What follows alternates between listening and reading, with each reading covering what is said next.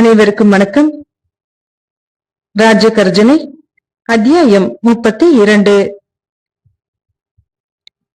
அரை நாள் கர்ஜனையே போதும். ராஜ துரோகிகளின் சாரமற்ற கூச்சல்கள் ஒடுங்கி போயின. சர்வ வல்லமை பொருந்திய நவாப் திப்பு சுல்தான் முன்பாக சிறைப்பிடிக்கப்பட்ட தம்பி சின்ன சுல்தான் அப்துல் கரீமை அழைத்து வந்தார்கள். வெக்கி தலை குனிந்து கொண்டான் அப்துல் கரீம். அவனை ஒரு அசூயை கவனிப்பது போல கவனித்த திப்பு சுல்தான், இந்த துரோகியை அவிழ்த்து விடுங்கள். இவனுக்கு ஒரு கட்டு தேவையா? பெரிய வீராதி வீரன், ஏடி பயல், தூ என கூறி காரி உமிழ்ந்து தனது வேதனை நிரம்பிய வெறுப்பினை வெளிக்காட்டி முகத்தை சுளித்துக் கொண்டான். அங்கங்கள் பதறியது. கட்டவிழ்த்து விடப்பட்ட அப்துல் கரீம் மனதளவில் கருவி கொண்டு தலை குனிந்து நின்றான். ஏன் நிற்கிறாய்? என் முன் சில காலம் வரை தலை காட்டாதே. இப்படியான ராஜ துரோகிகள் என் பக்கத்திலேயே இருந்தாலும் எனது வல்லமையை சோதித்து பார்த்துவிட முடியாது என இறைந்து பக்கத்தே நின்றிருந்த திவான் மீர் சாதிக்கை ஓரக்கண்ணால் கவனித்தான். அவனது அந்த கவனிப்பை இப்புறமாக இருந்த திவான் பூரணையா முதல் ராஜா கான் வரை உணராமல் இல்லை. ஆயினும் அவர்கள் எப்போதும் போலவே எவ்வித மெய்ப்பாடுகளையும் காட்டிக்கொள்ளாது நின்றனர். திவான் பூரணையா, தப்பி ஓடிய அந்த நன்றி கெட்ட அயாஸ்கானை சிறைப்பிடித்துக் கொண்டு வர முயற்சி எடுத்துக் கொள்ளுங்கள். அவனை கடுமையாக தண்டிப்பதன் மூலம் இங்குள்ள பல சொறி நாய்களுக்கு புத்தி வர வேண்டும் என்றான் திப்பு சுல்தான். சுற்றுமுற்றும் கவனித்தான் திப்பு சுல்தான். அங்கே தனது ஆரோக்கிய நண்பன் இல்லாதது கண்டு திகைக்கிறார். திவானையா, பசவராஜ் எங்கே? அவன் மட்டும் முன்கூட்டியே வந்து உதவியிராவிட்டால் அப்துல் கரீமின் இந்த ராஜ துரோக செயலால் நாம் கொஞ்ச காலத்திற்கு தலைமறைந்து வாழ நேரிட்டிருக்கும். இந்நேரம் கும்பினிப்பட்டாலும் ஸ்ரீரங்கப்பட்டினத்திற்குள் நுழைந்திருக்கும். பிறகு நாம் போராடி இதனை பிடிக்கிறோம் என்பது வேறு விஷயம். ஆனால் அதன் கால தாமதம் எங்கு கொண்டு போய் நிறுத்துமோ என்பதுதான் பயங்கரமான விஷயம். சென்னை பட்டணத்தில் இருந்து புறப்பட்ட கும்பினி ராணுவம் ராயவேலூரிலேயே தங்கிவிட்ட திப்பு சுல்தான் நாவு தடைபடுகிறது. கண்கள் எதையோ கவனித்து நிலை குத்தி நிற்கின்றன. அவற்றில் வேதனையின் வெடிப்பு தெரிகிறது. சோகத்தின் புழுதி கிளம்புகிறது. பசவராஜ்! அந்த பிராந்தியமே அதிர்கிறது போல அலறுகிறான் நவாப் திப்பு சுல்தான். எதிரே பலர் பசவராஜை பரிதாபமாக சுமந்து வருகிறார்கள். உடல் முழுவதும் இரத்தத்தால் அபிஷேகம் செய்தது போல காணப்பட்ட பசவராஜின் மார்பில் பல வெளுப்பொன் துவாரங்கள். அவற்றில் பீரிட்ட இரத்த பெருக்கு. பசவராஜை கீழே கிடத்துகிறார்கள். போரிலே ஏற்பட்ட படுகாயங்கள், வீரத்தில் மலர்ந்த பன்னீர் மலர்கள், அக்னி பூக்கள். இன்னும் உயிர் இருக்கிறது. உடனடியாக லால் மகாலுக்கு கொண்டு சென்று மருத்துவம் பாருங்கள். இந்த உலகமே பிரளயத்தால் மூழ்குண்டது போல கதறுகிறான் திப்பு சுல்தான். பசவராஜை லால் மகாலுக்கு கொண்டு போய் கூடத்தில் கிடத்தினார்கள். அரண்மனை மருத்துவர் இமாம் பக்ஷி குலாம் அகமது நிறையவும் சிரத்தை எடுத்து கவனித்தார். பசவராஜ் மூர்ச்சை தெளிந்து பிரகாசமாக முருவளித்தான். தனது நண்பன் திப்பு சுல்தான் முகத்தில் அல்லாவின் கருணை மிக்க பிரகாசம் பிரபையிட்டிருப்பது அவனுக்கு மட்டுமே புலனாகிறது போலும். அருகே அழைக்கிறான். குமார சுல்தான், எனது சகோதரி ரங்கநாயகியை நான் மிகவும் பாதுகாவலுடன் ஸ்ரீரங்கநாதரிடம் ஒப்படைத்திருக்கிறேன். இப்போது நான் உடனடியாக எனது அன்னையாரையும் மஞ்சுளாவையும் பார்க்க வேண்டும். ஏற்பாடு செய்வீர்களா? பசவராஜின் குரலில் பலவீனம் பரவுகிறது. பசவராஜின் அன்னை கங்கம்மாளை உடனடியாக அழைத்து வருமாறு ஆளை அனுப்பி வைத்தான் திப்பு சுல்தான். நண்பா, என்னை விட்டு பிரிந்து போய் விடாதே. எனக்கு மீளாத சோகத்தை உண்டு பண்ணி விடாதே. நீ எப்படியும் பிழைப்பாய். என் பொருட்டு, இந்த மண் பொருட்டு, தேசிய உணர்வின் கண் பொருட்டு. நீ செய்த உதவியை சரித்திரம் மறக்காது. உனக்கும் எனது காதலிக்கும் முடிச்சிட்டு துரோகம் விளைவித்தவர்கள் யார்? இதுவரை எங்கிருந்தீர்கள்? திப்புவின் இந்த பதைப்பை நோக்கிய பசவராஜ் வெறுமையுடன் சிரித்து, அனைத்து விஷயங்களையும் எனது சகோதரியை கேளுங்கள் குமார சுல்தான். இப்போது எனக்கு தேவை மஞ்சுளா தேவி என்றான். அடுத்து கொஞ்சமும் தாமதியாத திப்பு சுல்தான் எழுந்து ஜனானாவை நோக்கி ஓடினான். ஜனானாவின் வாசலில் கவலையுடன் வந்து கொண்டிருந்த அன்னை பெரிய சுல்தானா பேகத்தையும் மற்றும் சுல்தானாக்களையும் கூட கவனியாத திப்பு விரைந்து சென்று கொண்டான். எந்த நிமிடத்திலும் தன்னை திப்பு சுல்தான் வந்து அழைத்து செல்வார் என எதிர்பார்ப்புடன் காத்திருந்த மஞ்சுளா தேவி திப்புவை கண்டதும் ஒரு வலித்த முகத்துடன், எனது வாழ்த்துக்கள் அண்ணா என்றாள். ஓ, இவள் தனது வெற்றியை குறித்து வாழ்த்துகிறாள். இவளது சோகத்தை குறித்து நான் என்ன சமாதானம் கூறப்போகிறேன்? மஞ்சு, என்னுடன் புறப்படுமா? பசவராஜ் உனக்காக காத்துக் கொண்டிருக்கிறான். இதற்கு மேல் வேறு விதமாக சொல்ல அவனால் முடியவில்லை, தெரியவில்லை. மஞ்சுளா தேவி பெரிதான மகிழ்ச்சியுடன் திப்பு சுல்தானை பின்தொடர்ந்தாள். இருவரும் ஓட்டமும் நடையுமாக லால் மகால் கூடத்தை அடைந்தனர். அங்கே பசவராஜ் என்கிற ஒரு மகாத்மா, மகோன்னத நண்பன், தனது உடலை லால் மகாலிலே விட்டுவிட்டு வீர ஸ்வர்க்கம் நோக்கி பயணமாகி பல நிமிடங்கள் பறந்து விட்டன. பசவராஜ்! லால் மகாலே கிடுகிடுக்கிறது. மீண்டும் மீண்டும் ஆவேசம் கண்ட வெறி உணர்வுடன் கத்தினான் திப்பு சுல்தான். அவனது கண்கள் இரண்டாம் முறையாக குளமாகி வழிகின்றன. தலையிலே ஓங்கி அறைந்து கொண்டாள் மஞ்சுளா தேவி. உயிருடன் அழைத்து வருவேன் என சொல்லி சென்று பிணமாக எடுத்து வந்திருக்கிறீர்களே என கூறி தலையை தரையிலே இடித்துக் கொண்டாள். அவளுக்கு யார் சமாதானம் கூற முடியும்? இதற்குள் வந்த அன்னை கங்கம்மாள் மகனை இழந்த மாலா துயரில் இதயம் வெடிக்க கதறுகிறாள். ஒரு புறம் அங்கே ஹைதர் அலி, மறுபுறம் இங்கே ஒரு சோகப்படலம், மூன்றாவதாக இன்னும் ஒன்று காத்திருக்கிறதே. அன்றைய மாலை பொழுதில் பசவராஜின் சடலத்தை ராஜ மரியாதையுடன் ஒரு குறிப்பிட்ட இடத்திற்கு எடுத்துச் சென்றார்கள். ஸ்ரீரங்கப்பட்டினமே திரண்டு வந்து பார்வையிட்டு கண்ணீர் கடலில் ஆழ்ந்து தவிக்கிறது.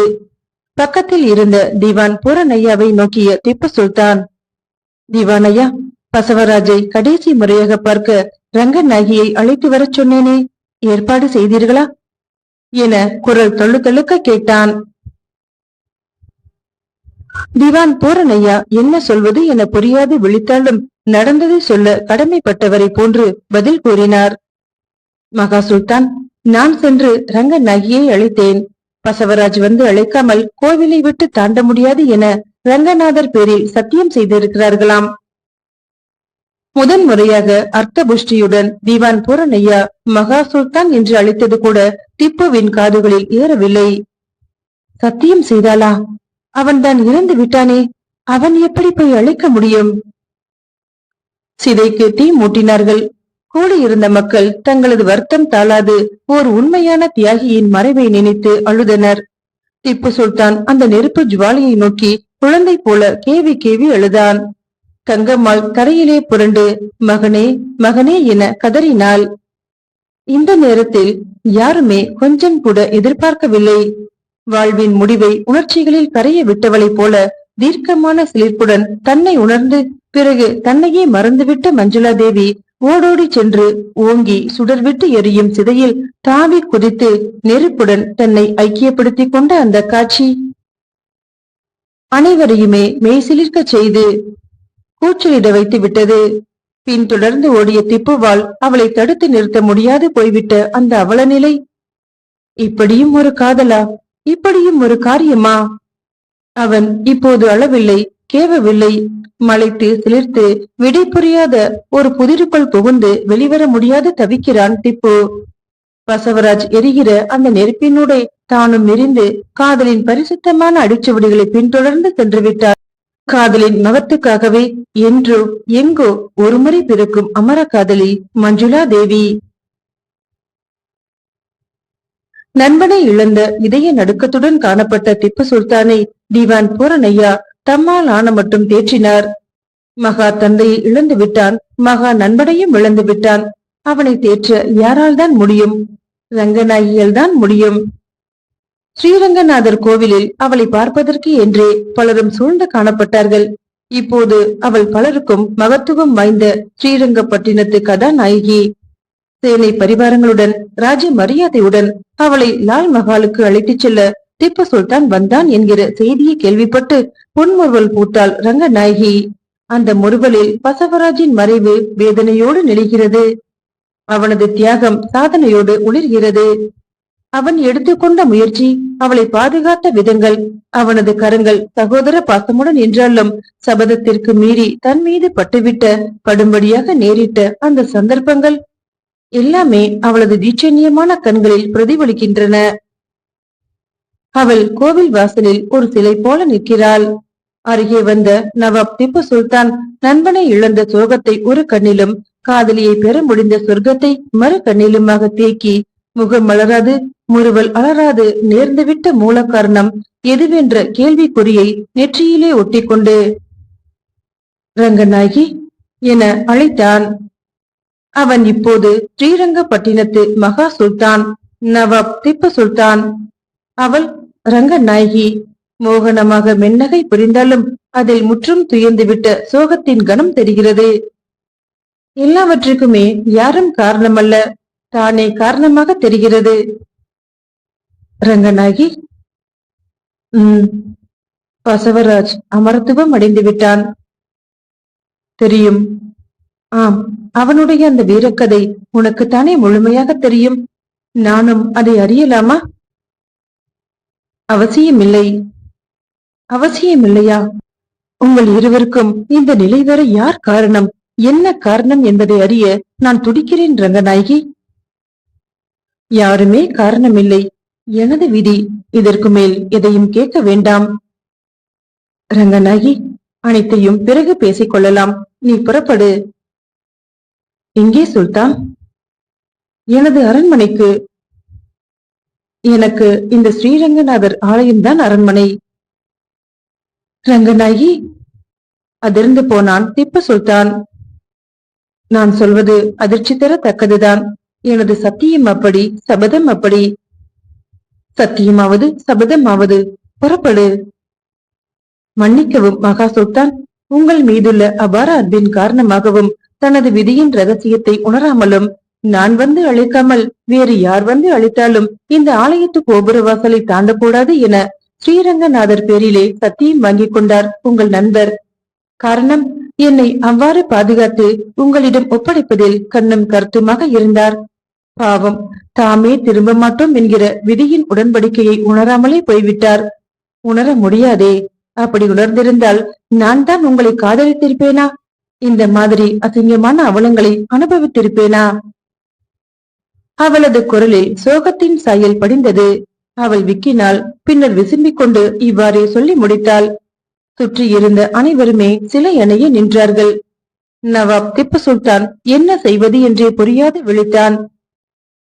பசவராஜ் இறந்து விட்டதால் நீ செய்த சத்தியம் இப்போது உன்னை கட்டுப்படுத்தாது. புறப்படு ரங்கநாயகி.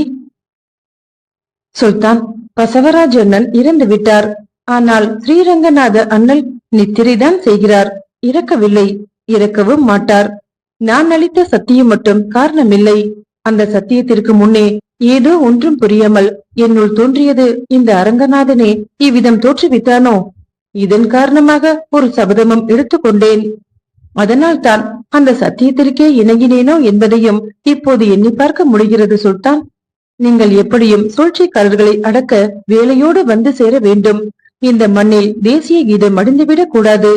மகா சுல்தான் ஹைதர் அலியின் சுதந்திர ராஜகர்ஜனை இந்த தேசம் முழுவதும் பரவி ஜெயப்பதாகை நிறுவி அந்நியன் ஒளிந்து அடிமைத்தலை நீங்கி அவலம் மறைந்து எங்கும் சுபிட்சம், எதிலும் சுபிட்சமாக வேண்டும். எனவே இந்த உள்நாட்டு குழப்பம் நீங்கி உங்கள் தம்பி வீழ்ந்து நீங்கள் அரியணையில் எவ்வித பயங்கர தாக்குதல்களுக்கும் ஆளாகாமல் அமருவீர்களே. ஆனால் நான் எனது காதலை தியாகம் செய்து விடுவதாக ஸ்ரீரங்கநாதரிடம் சபத பிரார்த்தனை விடுத்துக் கொண்டேன். எனது அந்த பிரார்த்தனை வீண் போகவில்லை. மகா சுல்தான் திப்பு சுல்தான் என்கிற ராஜ பிரகடனம் இன்றிரவு பிறக்கப் போகிறதே. அதைவிட பெருமை எனது காதலில் இருப்பதாக தெரியவில்லை. தயவு செய்து என்னை மேலும் வற்புறுத்தாமல் சென்று வாருங்கள். இந்த ரங்கநாயகியை என்றுமே நீங்கள் தரிசிக்கலாம். இந்த ரங்கநாயகியும் என்றுமே தங்களையும் தரிசிப்பாள். நாம் இருவருமே பரிசுத்தத்தை தரிசிப்போம். சென்று வாருங்கள். ரங்கநாயகி, நான் சொல்வதை கேள். நீ இதனை தயவு செய்து மன்னியுங்கள் மகா சுல்தான். நமது காதல் அடுத்த ஜென்மத்தில் நிறைவேறுமாக. சென்று வாருங்கள். சில நிமிடங்கள் வரை தரையை பார்ப்பதும் ரங்கநாயகியை நோக்குவதுமாக இருந்த திப்பு சுல்தானின் கண்களில் நீர் எவ்வளவு நேரம்தான் தாரையிடுமோ? அவன் ஒன்றையும் அதற்கு மேல் பேசிக்கொள்ளாது திரும்பினான். அவனது மனத்தே வேதனைகள் எல்லையற்று பொங்கி பிரவகித்தன. பரிவாரங்கள் பின்தொடர குதிரை மீது ஆரோகணித்து லால் மகால் நோக்கி ஒரு துன்பியலின் சித்திரமாக சென்றான் நவாப் திப்பு சுல்தான். ஸ்ரீரங்கநாதம் சுனாதமாக ஒலித்தது. பெருமாளுக்கு அங்கே அந்திகால பூஜை நடைபெற்றது. கோவில் மணிக்கயிற்றை பிடித்து கண்ணீர் மல்க அசைத்து அசைத்து அடிப்பவள் ரங்கநாயகிதான். அவளது கண்களில் துன்பியல் நீராக பெருகி தாரை தாரையாக கொட்டியது. ஸ்ரீரங்கநாதத்தை செவிமடுத்து ஒரு கணம் நின்று திரும்பி பார்த்தான் மகா சுல்தான் நவாப் கான் திப்பு சுல்தான். ஓ, பழைய நினைவுகள். இந்த மணியோசை என்றைக்கு கேட்கும்? இந்த மணியோசையை அவள் என்றைக்குமே எழுப்புவாள். இதன் மூலம் திப்பு சுல்தானின் வருங்காலத்தையே நாதமயமாக்க வைராக்கியம் பொண்டிவிட்டாள் ரங்கநாயகி. பின்னாளில் பறந்து விரிந்து ஒரு மாமாங்க காலத்திற்கும் செல்லவிருந்த மாவீர திலகம் திப்பு சுல்தானுடைய வீரமும் சோகமும் நிறைந்த சரித்திரத்திற்கு இந்த கோவில் மணி